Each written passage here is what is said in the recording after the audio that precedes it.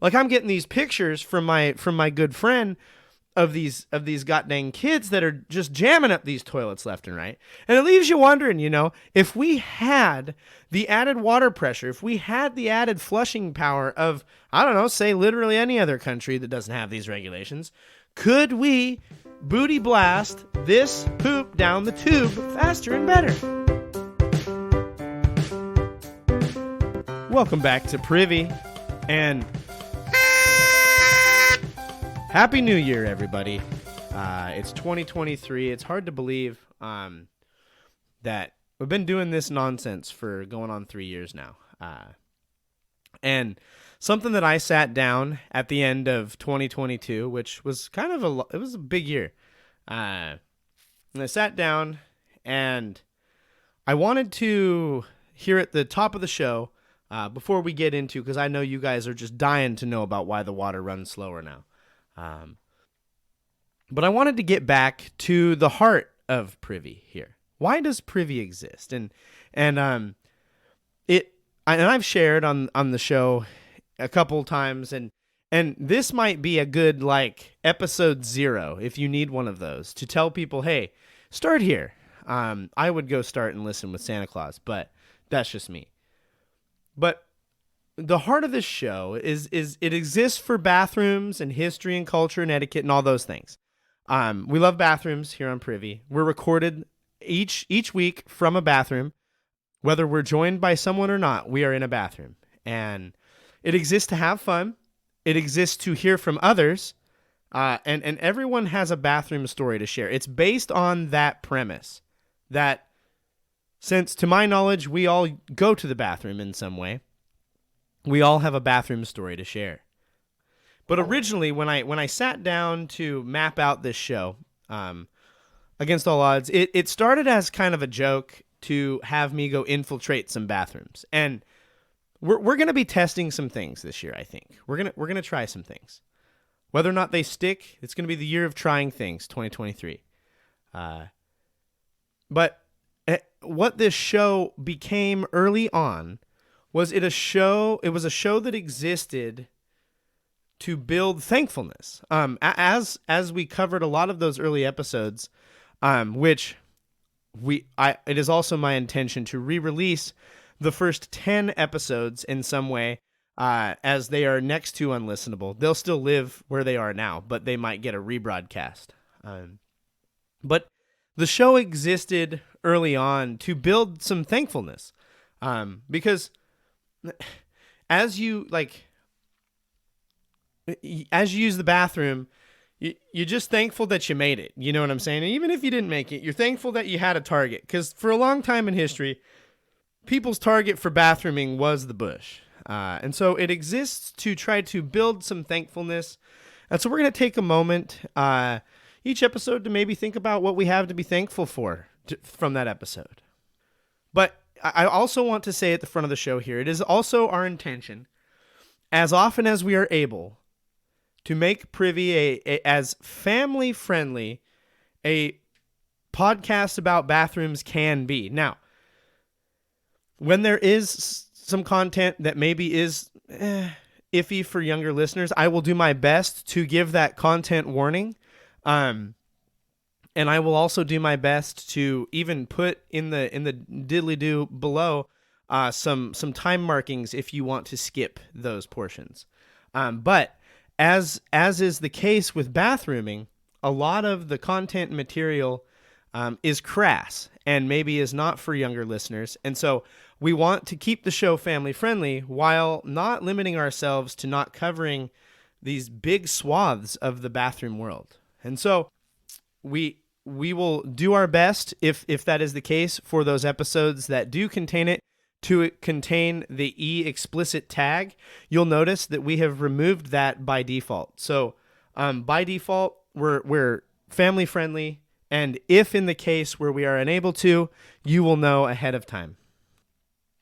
And so as we look to the past and sometimes the future, I'm looking at you, NASA, and as we shared in each other's stories, we heard 12 different stories last year.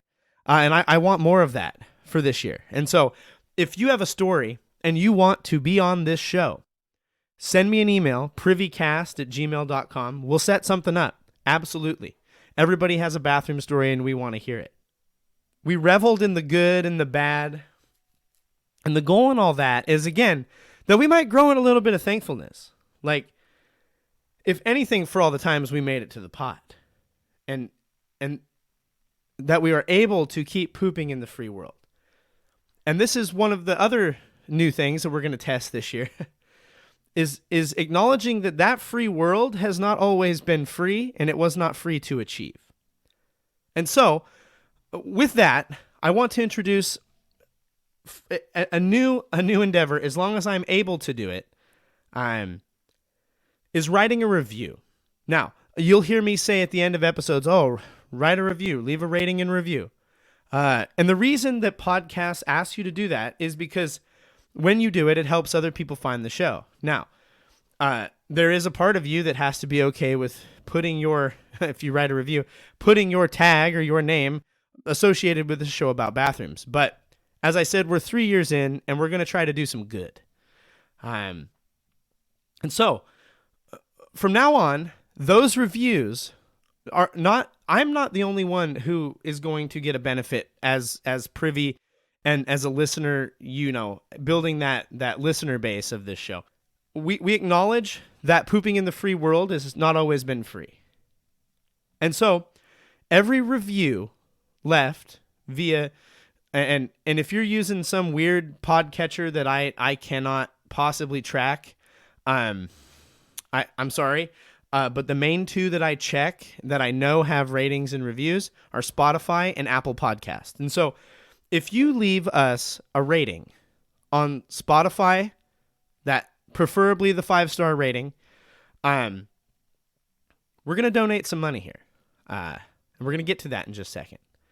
We're gonna donate. I'm gonna say tentatively out of the gate $1 for every rating left on Spotify, and if you leave us a review that is a typed out word review on iTunes, that we're gonna donate $2 for those. So you can leave the star rating on iTunes. We'll do the $1 for those, but we want to kind of incentivize you guys to do that, and we're going to be donating that to the Wounded Warriors Project. So, in acknowledgement that pooping in the free world has not always been free, and to many it was very costly. And so, that's a little initiative. I'll be sharing more as time goes on. And for those of you who have already left the reviews and ratings, we will be honoring those. And so I'll go back. I will take a tally of them, and here in the new year, we'll be end of each month. We'll probably check in on those and go to the Wounded Warriors and just send that straight over. And so, please go do that, and feel free to share the show. The more you can share the show, the more people who hear about it. And leave us the rating and review, and we're gonna send some love towards the Wounded Warriors. And so, with that said, if you're interested, by the way, in overseeing Privy stuff, let me know. We can talk. I'm trying some Discord things, but I'm really bad at Discord. So if you have some skills in that, let me know. One other change here at the top of the show before we get into it is you may, and that may is a capital letters, and I have no idea. I'm learning. Remember, 2023 is the year of trying new things. But you may hear an ad from time to time on Privy. I know. But this is an endeavor to not just make this Wounded Warriors thing kind of sustainable, but also to expand a little bit, in the ways that I can. This is my side gig. This isn't even my side gig. This is for fun. And we're not trying to make any money. The goal is to make zero money, but, I have spent some money on some podcasting equipment and some software. And so it would be helpful, even if it's just to pay the subscription cost to keep the podcast up. You'll be hearing some ads, and I want full transparency on that. And this is probably the worst thing to say before you say, hey, we're going to start doing ads, but just use that forward 10, 30 seconds thing if you must. It exists for a reason. And so you might be hearing that. And it is, I cannot stress, it is not a goal to make a trainload of money. The goal is to make no money. And yeah, it's just to try to, at minimum, break even. But the show and the basic stuff of this show, we're not going to be charging for that. But this is one of the ways that we can do that. So I just wanted to share those things. 2023 is the year of trying new things. And so with that said, it's time to get right in. Enough housekeeping here at the front. Thank you, guys.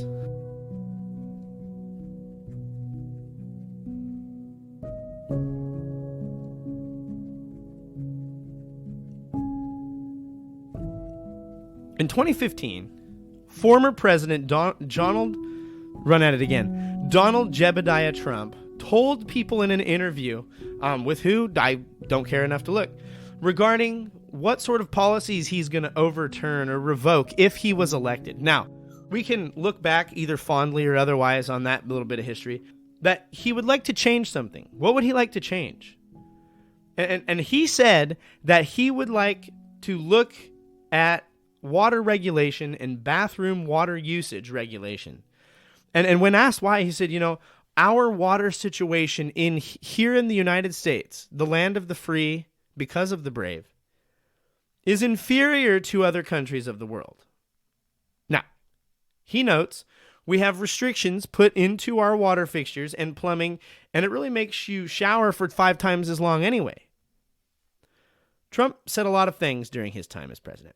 And Lord knows the world does not need any more political coverage featuring him in any way. It's not what we're doing. But our former president came out and said that the U.S. water is slower than other countries, and we just need to talk about that. So what is he talking about here? Is this another covfefe, or is this real stuff? Well, it turns out our former president may have been onto something with this one, because America's water pressure really is not what it used to be on the whole. But to discuss this and how we move forward, we need to look at what in the flippin' heck happened to America's water. Why is the water slower? Why is the water so dang slow? Our trip starts with the American buffalo, Bisonus bison. If you're a science person, don't tell me I got it wrong. After the United States' westward expansion, I know, we're going way back, settlers had begun to settle and dwell from sea to shining sea. Now, as they did so, they began to use the resources that were present where they lived. And a lot of those resources were very novel to them, I might add. America's a big country. We're really wide, which is also kind of a comment about what's going on here. But we're wide folks here. But one of the resources really got everyone's attention, because as settlers settled, that's what settlers do, they hunted without restriction.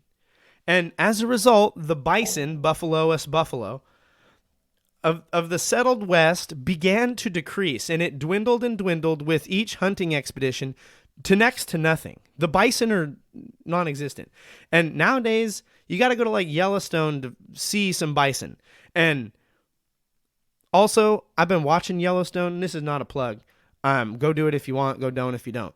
But that show's pretty good, and somehow it does capture what it's like growing up in Montana. Not all of it. It's not all that scandalous, but the atmosphere and just the general vibe of where in the heck is everything at? That's what it's like to be in Montana. Likewise, logging and other human interactions with the landscape left lasting concerns. There was this worry. We've settled sea to shining sea, but are we going to be able to live here now? Have we ruined it? And as we settled the West, and in many cases, illegally did so, how much of the West would be left? Are we doing something that is not going to be sustainable? American settling. All right. By the end of the 1800s, concerns had reached a point where the call for conservation, which is nowadays is plastered at every corner. And I should say, again, I'm from Montana, where I feel like I never saw anybody recycle anything except for cans and scrap metal, because you could get money for it. I don't remember having recycling bins when I was growing up. I don't remember having bins because we just hauled our trash to the dump ourselves. But and then I came out here to Oregon, and they're like, there's like rules about how you wash your recycling before you recycle. And this is not like a Hoove rant about recycling. Go find that on the internet elsewhere. But like, to me, there is just this barrier to recycling that doesn't this actually cost more time, money, and resources to clean the recycling before I recycle it? I digress. Like, we've come a long way in a bit over 100 years where now, like, rules about recycling are just plastered everywhere. And back then they were like, are we going to have enough buffaloes for tomorrow? But things started and were fueled by concerns about big companies exploiting resources and leaving nothing for the people or for the future. Oh, man. We're ringing 2020 in 2023 with that orange vanilla polar seltzer. Its stuff is just dang good.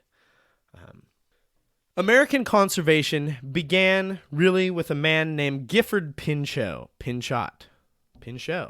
who founded the movement in 1890 in order to improve the lives of common citizens. Now, and I think when you think about it, that's conservation that you can get behind. Improve the lives of the common citizens, because a lot of the conservation that was happening because big companies and industries were overusing, overlogging, and misusing nature for their own profit, leaving scraps and garbage for the common citizens. And so Pinchot's measures had the common citizen in mind. That's me. And you know what? I like that. But later, he would be the first head of the National Forest Service under the tagline, "The land of many uses." Now, that word uses is important because notice Pinchot's vision of conservation in the United States was that we would still use the land, not abuse it, but that it would be used for the betterment of the citizens. Those of you who live in a part of the country where you have trees that are regularly logged, go ahead and ask like literally any tree scientist about the importance of that controlled logging. You'll understand what using it means and not abusing it. President Roosevelt championed the cause and pushed for the preservation of wildlife and created the National Parks Foundation. I believe that was President Teddy Theodore Roosevelt, but I'm not sure. Later, Franklin Roosevelt, the other Roosevelt, struck up the New Deal, which sought to kickstart the economy and create tons of jobs. One of the endeavors to do so was the building and maintenance of over 600 dams west of the Rocky Mountains. These would provide hydroelectric power, that is, water power, water converted to electricity. Don't worry, I told you that I wasn't a scientist, but I can suss that one out. Using our nation's waterways. Now, even in these, we're still using the wild for our purposes. But there was a group on the horizon called the preservationists, and they stood in contrast to conservation. John Muir, I think is his name, was a preservationist who opposed Pinchot's ideas that the nation's natural components are resources to be used. He believed some of these resources should be preserved, conserving the future, and they're put forth. And so what this was is it was no longer, these sections we're no longer going to use at all. In fact, we're not even allowed to touch it. Wildlife preservation. As larger settlements began to form, there was a concern about the water. Will there be enough water? Like, we already know there's not enough buffaloes. Will there be enough water? And will there be water in the places where water is harder to come by? With the advent of larger cities, which were being settled further away from water sources, concern about how to get the water there would continue. America struggled for ages with clean drinking water, especially around those cities. And unfortunately, I ain't here to tout. There are cities today where clean drinking water is not a thing in the United States. Now, we are much better off than a lot of parts of the world. And we've come a long way, but we're not all the way there. Around the 1940s, around World War II, people continued to move toward more urban centers, further increasing the toll on the water systems there. Movements to address this started as the Federal Water Pollution Control Act passed in 1948. Now, there was a lot of talk around this time about water pollution. And to me, the best picture of water pollution is that scene in The Simpsons where they're just like dumping the uranium or the nuclear waste into the river and it makes the freak fish. No, water pollution is a little more complex than that, but here we are. And as it especially arose in communities downstream from these growing urban centers, these cities. And so in 1972, America passed the Clean Water Act, and it expanded the previous act from 1948. The goal of the Clean Water Act of 1972 was to regulate quality standards for surface waters. It is the means by which the Environmental Protection Agency implements pollution controls. Now, with it, you could no longer dump pollution as Mr. Burns did in The Simpsons. Man, it took me a hot minute to remember his name. Can no longer pump and dump. And in short, cities must undergo sewage treatment and received grants for implementing that treatment into their city. The U.S. government during this time invested $60 billion to improve America's water between 1972 and 1992. That's about $3 billion a year. In the interim, states passed their own water conservation measures. And one of these measures in the state of Florida, I'm not from Florida. I have a family and a fascination with Florida. But former Florida Senator Robert McKnight, to lobby for his state's water conservation members, sat on a toilet seat in his seat of the Senate to promote water conservation policy. I'll post pictures of this in the Privy socials. But populations continued to grow. And as we moved out of the 90s, further preservation endeavors were explored. We have to preserve the watersheds. And in 1992, possibly the largest impact on our bathrooms arrived. No longer regulating things outside our homes, but the things inside our homes.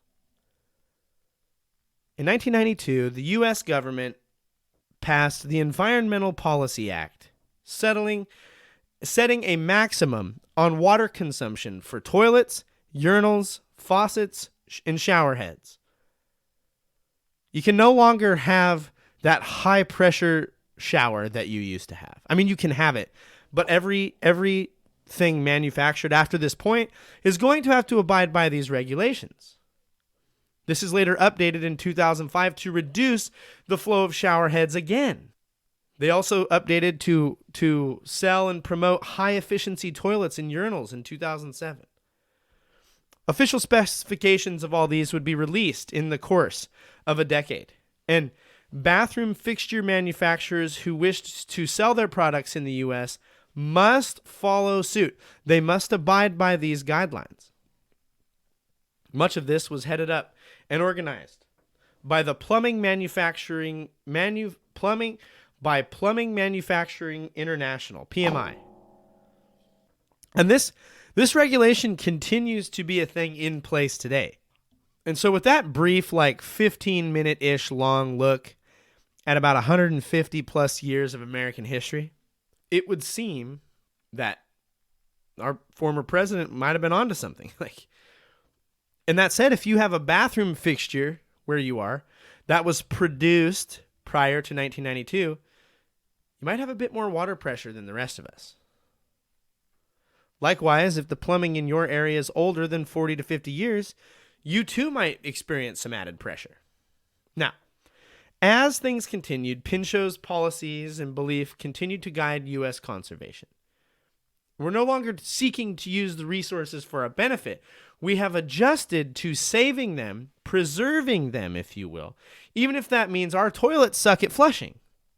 Like, I'm getting these pictures from my good friend of these goddamn kids that are just jamming up these toilets left and right. And it leaves you wondering, if we had the added water pressure, if we had the added flushing power of, I don't know, say literally any other country that doesn't have these regulations, could we booty blast this poop down the tube faster and better? Like, I imagine you'd have to clean your toilet less often too. Before we close out this inaugural episode, in short, the former president was kind of right, and he was going to overturn that and make our faucets. This is probably what it was. I can't prove this, but I imagine he or somebody he knows had like some dealings with some sort of a toilet manufacturing and faucet manufacturing company. And if they had turned that over, you would have seen people just sprinting to Lowe's to buy themselves a new fancy super flush toilet. They probably would have even called them that. You know what? If that ever gets turned over, you just watch. Wait for the super flush. It's going to just be like what the flush used to be. What the flush? But yeah. Before we close out this inaugural episode of 2023, we should note that in October of last year, there was a news article written. This is Poo in the News.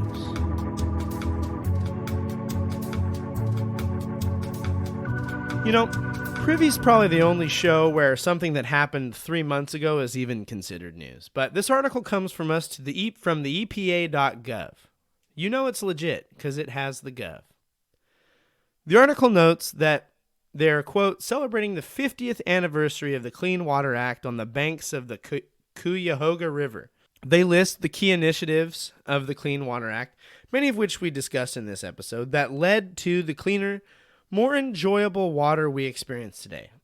In 1960, the Cuyahoga River, where they're standing for this press release, allegedly gathered, caught fire many times due to the level of pollution in it. That's bad. Like, if your river or literally any body of water has so much just filth in it that it is actively catching fire, probably not good. Like, we can all agree that that's a bad thing. They mark 1972 and the passing of the Clean Water Act as the turning point. It's also noted this was a policy on which politicians from both parties were unified, in which both parties have contributed. Apparently not anymore. They note the measure moving forward, including bipartisan infrastructure law and the Inflation Reduction Act, are designed to help make steps to continue the work the CWA set up. That's political hoo-ha. Get on with it. So President Joseph Randall Biden proclaimed, the junior, he's a junior, by the way, that's a terrifying thought, said he, the President of the United States, in case anybody forgot, by virtue of the authority vested in him by the Constitution, whatever, and the laws of the United States, do hereby proclaim, he proclaims it, October 18th, 2022, as the 50th anniversary of the Clean Water Act. Now, this is not commentary. This is just me pointing out. If the Clean Water Act was signed on October 18th, 1972, it was the 50th anniversary whether you proclaimed it or not there, guy. But he calls upon, quote, all Americans to observe this milestone, recognize the significant contribution the Clean Water Act has made to restoring our nation's waters, and consider the crucial role clean water plays in each of our lives, and recommit to protecting our shared water resources. Now, it's kind of like he's trying to create a holiday, but it's just calling us to observe the fact that a piece of legislation passed 50 years ago. And now, a moment of quiet to observe the passing of the Clean Water Act. Be nice if my shower had more pressure, though. This has been Poo in the News. Wherever you land and whatever your feelings are on either of these past two politicians that we've talked about this episode, we can be thankful for a couple things here. The first is we can be thankful for clean water. Like we're not downplaying that. I love tap water. I love a hose water. Give me some hose water. If somebody could design an attachment, it's probably just a hose, but like a small section of hose that gets the hose water flavor out of my kitchen tap, so that way I can have a glass of hose water every time. Oh, yes, please. Maybe it's the act of drinking it out of the hose that makes it that way. But we can be thankful for clean water. And if you don't have clean water, I guess write to your congressman. I don't know how to help you. I'm sorry. But we can also be thankful that despite the fact that we have regulated fixtures in our homes, we still have fixtures in our homes. Like, they get the job done. Now, I would like them to be better, but here we are. We can still find those things to be thankful for. This will bring us to the end of another episode of Privy. Thank you so much for joining us. I'm going to keep the end short here because I yapped at you for a long time there at the beginning. Follow us on social at Privycast, privycast@gmail.com for ratings, reviews, comments, episode suggestions, or if you want to be on the show or have a story to share with us, go there, leave those there. You can follow me. I'm at Owlet7 on all social media. And our music is by Kevin MacLeod and Poddington Bear. Thanks, Kevin and Poddington. This has been another episode of Privy. Thank you so much for joining us. Happy New Year, everyone. And now, as always, don't forget to flush.